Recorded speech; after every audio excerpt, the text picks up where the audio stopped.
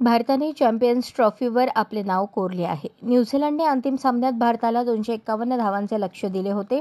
हे लक्ष्य भारताने 49 षटकात पूर्ण केले. भारताकडून रोहित शर्माने दमदार फलंदाजी करत 76 धावा केल्या. त्यात 3 षटकारांचा समावेश होता. भारताची सुरुवात चांगली झाली, मात्र त्यानंतर 31 धावांवर शुभमन गिल बाद झाला. त्यानंतर केवळ 1 धाव काढून विराट कोहली तंबूत परतला. मात्र त्यानंतर रोहित शर्मा आणि श्रेयस अय्यर यांच्यात चांगली भागीदारी झाली. त्यांच्या या भागीदाराने विजयाचा पाया रचला. श्रेयस अय्यरने 48 धावा केल्या. अय्यरनंतर अक्षर पटेलने 29 धावांची खेळी केली. त्यानंतर तो बाद झाला. त्यानंतर आलेल्या के.एल. राहुलने डाव सावरला. त्याला हार्दिक पांड्याची साथ मिळाली. मात्र हार्दिकही 18 धावा काढून बाद झाला.